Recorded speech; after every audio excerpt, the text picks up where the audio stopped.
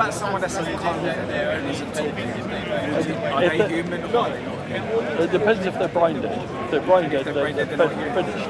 I mean, they got nothing. Even if you revive them, they couldn't do anything because they've been brain dead. The brain is dead. They can't do anything. It's just a body like a shell.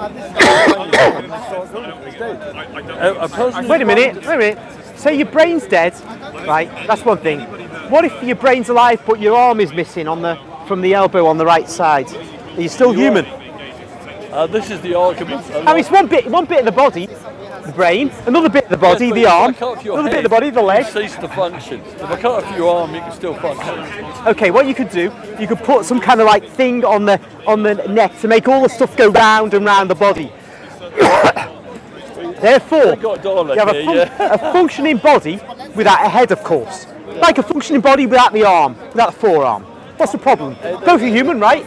Well, no, it would. Is one human and the other isn't? Humanoid. Okay, is one human and one's not? Android. So you see, what I'm getting at here is, this is entirely subjective. The brain's not functioning for you, that's not human. But if the arm's no longer there, it's still human for you. Well, no, I look at the whole thing. I'm saying, is the whole thing functioning properly? Most of the body's there if the brain's gone.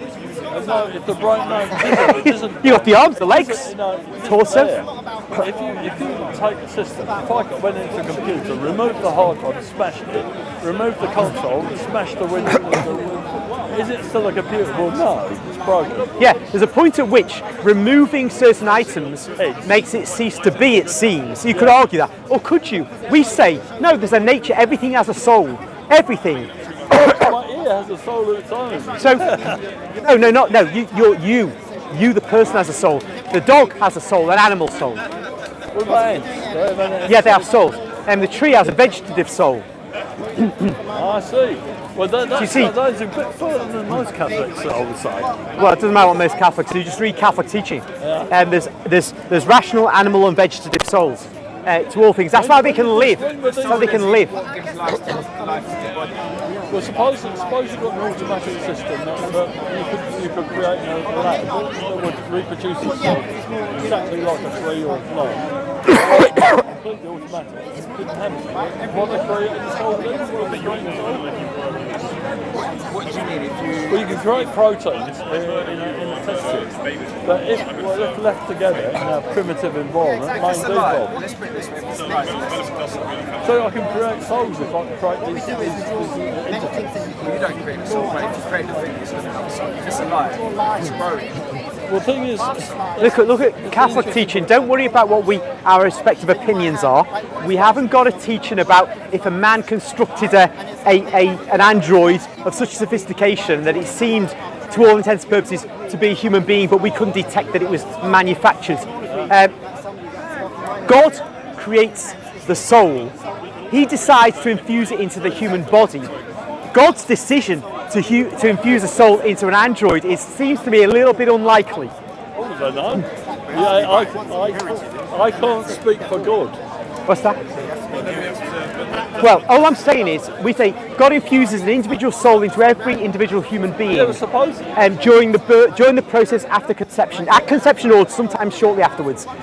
A creature that a human being might create theoretically, even if it's a biological creature that a human being might create, even if one could say man might create life, one day, that still doesn't say God is going to infuse a soul into that. So you could have effectively a creature walking around that's got no soul. How do you know that? How will you know by looking at it? You wouldn't, but because it's created by man, I'm saying, we don't say that God infuses a soul into anything other than he's decided to infuse a soul into. Suppose you're a person, you're getting ill. I replace bits of you.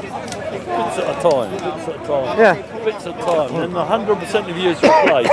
It all works exactly like you did. Well, I mean, but it's 100% replaced. Has it got a soul? I mean, in theory, we are all 100% replaced. We all ourselves are totally no, but suppose I replaced you as like an android, gradually, bit at a time. Yeah. That's your argument you used on me before. Yeah. If you replace a bit at a time, would they have a soul? When everything except the brain, right? Now, hold on, you could start replacing bits of the brain. No doubt about it. Now, that's the thing. Somewhere, there's something that we don't know about the mind. There's a point at which you'd be so affecting the mind that the soul when the person would cease to be. How do you know that? Oh, that's by revelation. You see, God says persons are created by Him.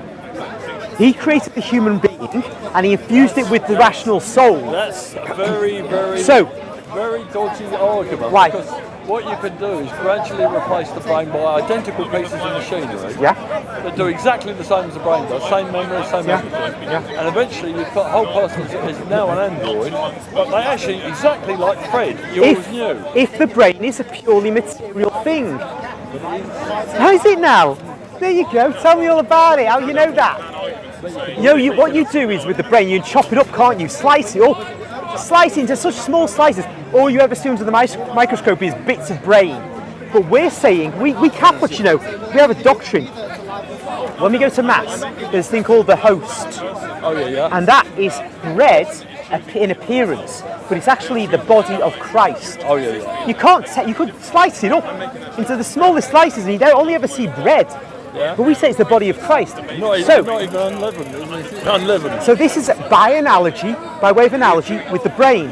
I don't like You slice it up like that. I'm sorry, but that's where, because the brain is the seat of the mind, I can't say you replace every bit of it, but you've still got that person. I would say you had.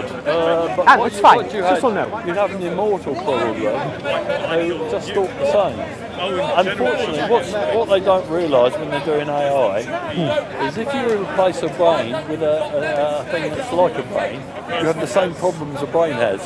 Exactly the same problems. And all this thing not forgetting and all that. If you still have a machine, a crude machine like a computer, and they're very crude, it's not the same. If the AI was good as a brain and as miniaturised as a brain, it would be just as good. But it isn't. It's miles and miles from it. Well, whether it's just as good efficiency is another point. Our point is identity. Whether the personhood remains, and that's the issue. 100 years' time. Okay. When I'm still here. All right. I'm Perdurabo. I will live forever. Good for you. Good for you. So I transmute my soul into a young person. So we say a couple of things then, just to kind of cover what we've said. We say that you cannot find a cut-off point in the 9-month life of the baby in the womb. It's Legally absurd to can, do but so. not otherwise, yes. Yeah, we're not interested in legally because the laws change. They're man-made. Rationally, if it's human at any point up to in that 9 months, it's human from the beginning. And if a human being, as a being, not as at a certain stage of development, but just as a being, has certain rights, it possesses them at the earliest stage. Does it have rights? Does it have rights? Does a human have If rights? as a stage after birth it has rights, then it does not. There's no reason to say it loses them when it's located inside its mother. What does a right a human has? All the rights have been given by law. Well, mein Führer, if that's the case, then we're talking about something that's another topic, which is very interesting we get into. Yes. But that's a question of rights in general, but I'm talking about the rights of the embryo as opposed to those who hypocritically, unlike you, mein Führer, say that there are no rights, but they say there are rights once you're born. There's a rest job in. You're consistent. There's a rest job in Germany. Now, as for the wolf children, obviously you've made your point. They're not human anymore. They're wolves. We would say no, they're human. And I think you would say then men can become women. And so you should be a philosopher for the modern age. I was. You know that? No,